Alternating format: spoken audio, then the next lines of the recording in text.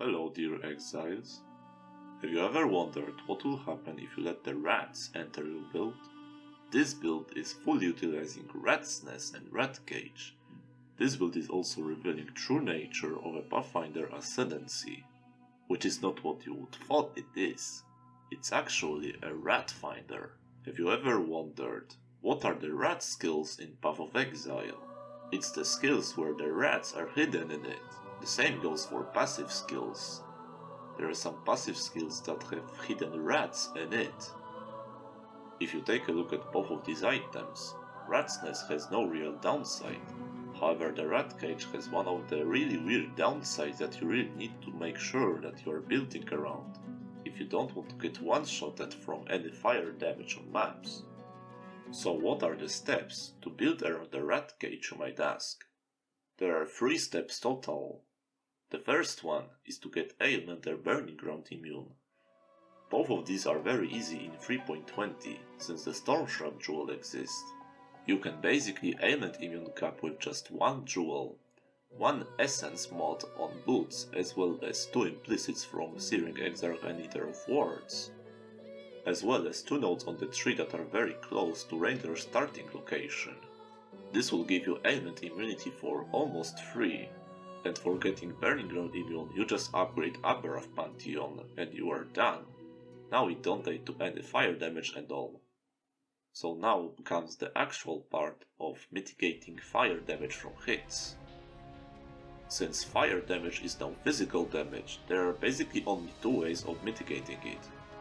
The first one is fizz damage reduction, and the only real source we can get is Watcher's Eye.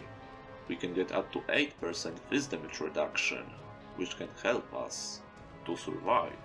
Ideally you would want more determination mods on your Watcher's Eye, however I wanted to focus on other parts of the build and not just the Watcher's Eye. We also take 3 endurance charges, however they are not permanent uptime on bosses. The next one is armor, and armor is not very good at dealing with fire damage. For the answer why it's the case, we need to take a look at how armor works in Path of Exile. The way how it works is you need specific amount of armor to mitigate specific amount of damage. For example, if we take a 20k fire damage hit, we need 100,000 armor to prevent half the damage. With the fact that we already have very huge evasion pools from Rat's Nest and Rat Cage, we can't really get to this armor level without taking iron reflexes, and this isn't really a good solution. So I decided to not convert any evasion into armor and stick with defenses like 40k invasion and 30k armor without any spell suppression. You might ask me why you don't invest into spell suppression. Well, because it's hard. You can't get spell suppression on Rat's Nest and Rat Cage, so it's impossible without spending some points into a tree, which we'll already need to spend on some armor in order to not die from physical damage. So, unfortunately, we need to opt for some suboptimal defenses in order to stay alive. However, we are still not guaranteed to die from one-shots, and this is where our flasks will come in, which I will explain in a bit. And now we need to talk about auras. How do we fit them in? How it's possible to have 5 auras? Well, it sort of isn't, because it's high investment. However, I will be explaining it. On the tree you take 2 wheels with auras, as well as determination efficiency. Then you can buy Rat's Nest, with socketed gems have 90% cost and reservation multiplier, which thankfully is really cheap because no one is playing Rat's Nest. And for last piece you need Owl's Amulet for Grace. Grace is specifically good, because it grants our increased Flask charges, which we will be using for a Flask deck. With this setup we can fit 4 owls with full level precision, which we need for hit chance. Now with this setup we can survive pretty much anything that isn't fire damage, so it's still fine. So how do we do damage, you might ask? This is the part where I started to experiment a bit, so I'm trying to use Echoforge, the new sword from Maven. This sword is of course really hard to roll, so I tried to get anything decent, and I'm quite lucky to get max roll attack speed, which is really used for two-handers. However, there was a question, what skill would I use that is a rat skill?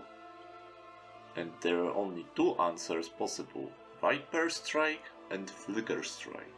After testing Flicker Strike with Poison variant, I decided that it is not good enough for clear and swapped to Viper Strike, which turned out to be great. However, I still needed to use Flicker Strike because of Wheel of Fortune that decided to play Flicker Strike.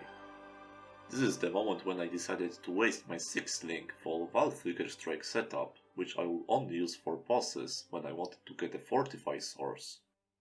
The footage that you are seeing is with Viper Strike, and it is not really that bad. With the uniques and boots solved, now you might ask how do we cure the rest? The answer is very simple. You try to solve your resistances issues as well as get some life.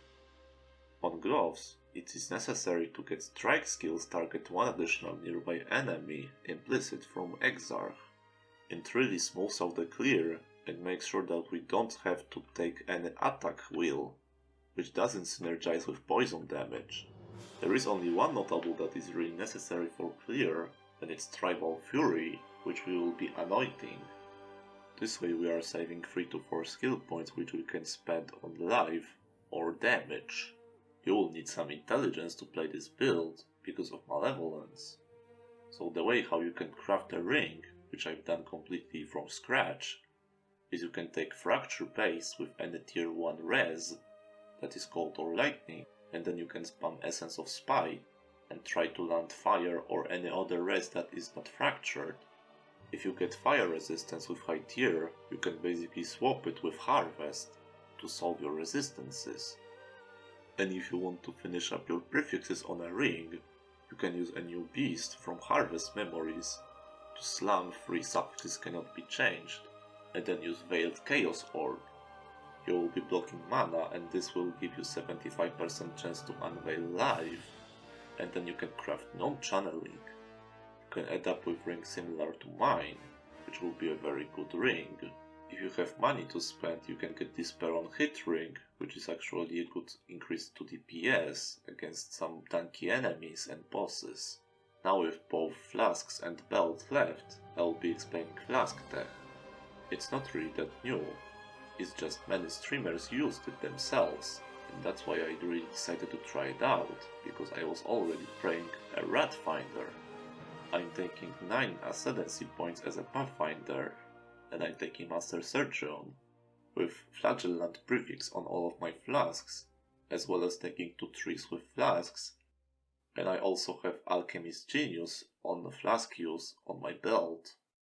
This way I'm pretty immortal to any damage except fire. I just need to be killing monsters or getting hit repeatedly. For fire damage specifically, I'm using Progenesis Flask, which is basically an anti-one-shot flask that was designed by Ben. It basically works the same as Petrified Blood, but it's on a flask. With the flask tech, I have almost 100% uptime on a flask when I'm standing still. And this is really the last piece of a puzzle, and this explains why my build is immortal to any damage as long as it's not a fire damage. I can say that the rat build is a successful one, however it's still insane that you still can get one-shotted from fire damage. The only upside of this build is that you don't need to build any fire resistance at all, because you can't get fire damage from any source unless it's PvP. I think if you want to take a rat cage to another level, you will need to play an ascendancy like a Jug, or some ascendant combo with Jug. And if you can get 100k armor as well as 100% spell suppression, you probably can survive any fire damage hit. That was the rat build in a nutshell. If you like the video and this type of meme content, you can press like and subscribe. I will be trying to make some meme builds in the future. I'm still making one more build for this league, which is Val Mountain Strike, so thank you very much for watching and see you till then.